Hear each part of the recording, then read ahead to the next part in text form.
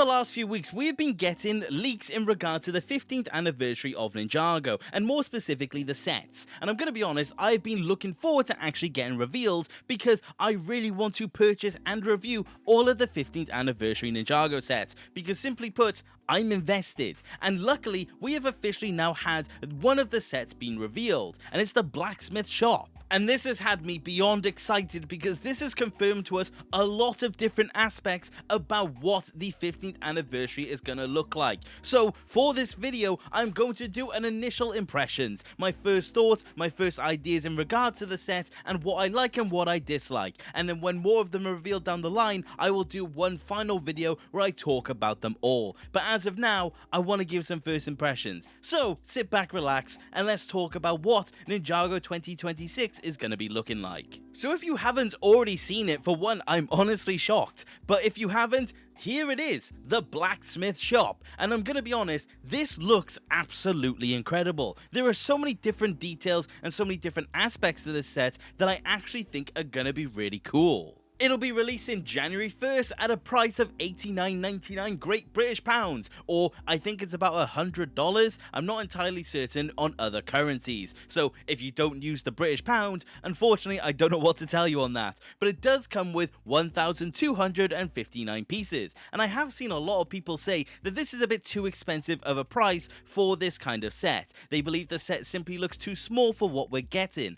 But I'm going to be honest, I kind of disagree with this. Yes, it may be looking like it's a smaller set, and I'm going to be honest, it's probably going to feel bigger in person, but the thing that separates this set from many of the other Ninjago sets that we've had, and many sets in general, is that this is a fully enclosed blacksmith shop that completely opens up for play features. I'm going to be honest, this is incredible and is really cool for people who display their sets like me. This is displayable from every single angle, so it is a little bit smaller at the expense of it being so much more detailed and so much more display worthy. But let's actually look into the set itself. The finish on it is absolutely amazing. There are no stud endings, there are no pieces that look ugly in any regard. This has been carefully put together and is completely smoothed out to make a fantastic looking structure. And not only does it look fantastic, it looks near enough one for one when it does come to the in-show version of the store. The colors pop, it all melds together very nicely, and it comes to create a fantastic looking set. And not only does it look fantastic, it has so many Easter eggs within it. On the side of a shop, you have a no person walking on the grass sign. This is a reference to the 4th episode of the show when Pythor and Lloyd are committing antisocial behavior. It's a really cool little piece, and I really do appreciate it because it does have a lot of charm. On the inside, there are so many references. You have Kai's ZX hood, obviously a nod to who Kai becomes. You have Nier Samurai X helmet as well, which is also great. And behind them are their spinner cards from back in 2012. These are amazing looking. It's a really cool callback, a really nice callback, and such an unnecessary detail that they didn't have to add. But they did anyway, and it doesn't even end there. In the ground floor of the blacksmith shop itself, you have an image of Ray and Maya, and that's what we see in Day of the Departed. A really nice additional piece, and definitely does help with having iconic and unique Ninjago pieces. You have the map to the 4 golden weapons of Spinjitzu. Again, that was in one set back in 2011, and there's officially a new way to get a fairly important artifact to the show's history. And it doesn't even end there, because whilst you have in-show references, you also have set references. For example, there's a blade on the wall. A lot of people thought this was a reference to Season 7's Dragon Blade, when in reality it's not. It's again a callback to Kai's spinner set. It's honestly really cool because that's the blade he had in his spinner. It's such an additional nice detail that I wouldn't have expected them to do at all, but yet they did it. That's so cool. The last reference that I can see is the golden trophy. This is, from all accounts, seemingly a reference to the fact that the show's been going on for 15 years. They seem to heavily associate the use of gold with the celebrations of Ninjago. Of course, the 10th anniversary we got Gold Ninja, and it seems to be in this one, they're also leaning into gold again. It's honestly such a cool little additional detail, completely unnecessary, but very nice to actually be there. But I have to say, it is so fantastic that they've done so much for this set. For any Ninjago fan, all you have to do is look in there and see references to the show that we all know and love. I can't fault them for it. It looks so good. The final bit of the first impressions for me is definitely then the minifigures. We have got a very decent selection by all accounts. I don't really know who else they really could have put in this set. You have, of course, Kai, Nia, Rei, Maya, and Wu. All of them fit perfectly, and all of them are, of course, associated with this location. You have a blacksmith Kai. I know the torso itself is a reuse, and I'm not entirely sure about the legs. And then in terms of the head and the hair, it is of course the standard Kai pieces. It's nice to get another version of blacksmith Kai. We have had one before in one of the larger modular sets, but this is a new way to get Kai, and it seemingly is a more accurate version. So I do appreciate this, and I do think it is a nice touch for people who didn't get the larger set or didn't pick up the minifigure separate. Just a nice new way to get this version of Kai, which we have seen a few times in the show.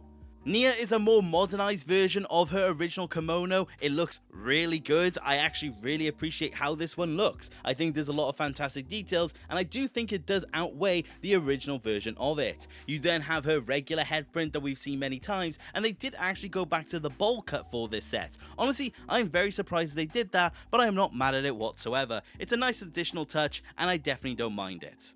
Wu is also a modernized version of his original outfit. Again, it's honestly just a better version. I like the details, I like the aspects that he does have, and I definitely think it's a very nice fit for the set. Of course, Wu walking up to 4 weapons is a very iconic shot from the show, so I definitely appreciate the fact that they have had him in here. I don't really have much more to say about it apart from the fact that it's just a nice modernization. It's just nice to have it in there.